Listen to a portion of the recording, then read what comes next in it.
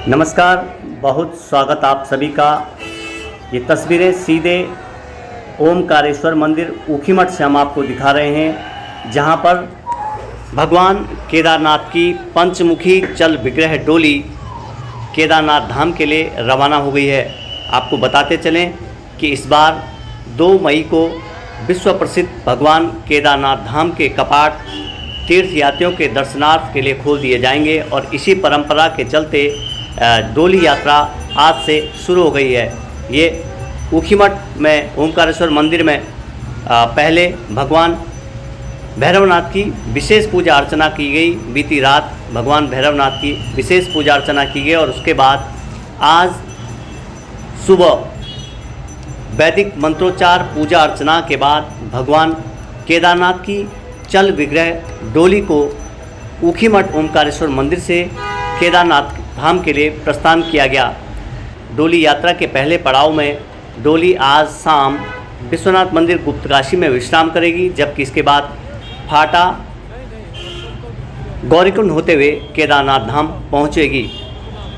1 मई को डोली केदारनाथ धाम पहुंचेगी, जहां 2 मई को वैदिक मंत्रोच्चार के साथ सुबह 7 बजे भगवान केदारनाथ धाम के कपाट तीर्थयात्रियों के दर्शनार्थ के लिए खोल दिए जाएंगे।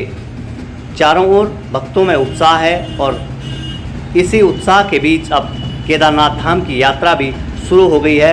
संपूर्ण केदारनाथ पैदल मार्ग पर उत्साह का माहौल है।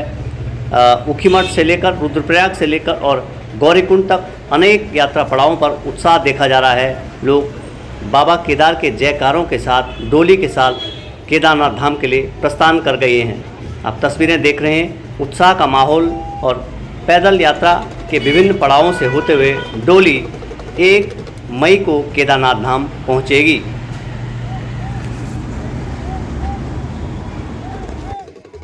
बाबा केदार की जो है डोली कल प्रातःकालीन 9 बजे यहाँ से मूव करेगी और कल गुप्तकाशी में स्टे करेगी और उसके बाद परसों फाटा में और फिर गौरीकुंड में और 1 मई को बाबा केदार की डोली श्री केदार धाम में पहुँच जाएगी और 2 मई को प्रातःकालीन 6 बजे बाबा केदार के कपाट विधिवत पूजा पर अर्चना के साथ खुलेंगे। और इस बार मुझे लगता है कि भीड़ की संख्या काफ़ी ज़्यादा रहेगी।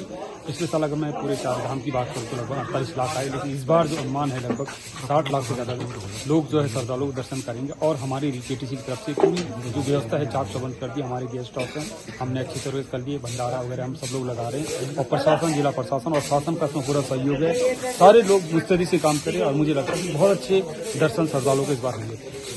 माननीय मुख्यमंत्री जी की तरफ से और उच्च अधिकारी की तरफ से हमारे माननीय मुख्य सचिव महोदय द्वारा भी इस बारे में दिशा निर्देश दिए गए कि क्योंकि पहला महीना क्या होता है, बहुत ज़्यादा भीड़ होती है तो आम श्रद्धालुओं को दर्शन नहीं हो पाते। इस दिशा में चीफ सेक्रेटरी महोदय द्वारा सभी राज्यों के चीफ सेक्रेटरी महोदय को पत्र प्रेषित किया गया कि वो वीआईपी और वीवीआईपी कम से कम आए ताकि आम श्रद्धालु अच्छी तरह से दर्शन कर पाएं। अगले महीने हम लोग उसको फॉलो करेंगे। प्रोटोकॉल जो भी होगा शासन के द्वारा दिशा निर्देश होगा उसको हम लोग फॉलो करेंगे। अच्छी दर्शन से कोई वीआईपी जो जिसका प्रोटोकॉल है कि सुप्रीम कोर्ट के जज या कैबिनेट मिनिस्टर या भारत सरकार के उच्च अधिकारी अगर कोई आते हैं तो उनको प्रोटोकॉल हम लोग फॉलो करेंगे। तो जो मान्य है और जो भी शासन की गाइडलाइन है उसको हम लोग फॉलो करेंगे। मैं सभी देशवासियों के हाथ जोड़ के विनय प्रार्थना कर रहा हूँ कि जो मंदिर की सैंक्टिटी है उसको बरकरार रखें। और पिछली बार शासन द्वारा भी निर्णय लिया गया था 50 मीटर के दायरे में कोई व्यक्ति रील नहीं बनाएगा। तो अभी हमारे यहाँ की मीटिंग हुई तो इस बार हम कोशिश करें 30 मीटर के दायरे में कोई व्यक्ति रील न बनाए और अन्यथा नहीं तो हमको मजबूरन होकर उसमें कुछ विधिक कार्रवाई करनी पड़ेगी।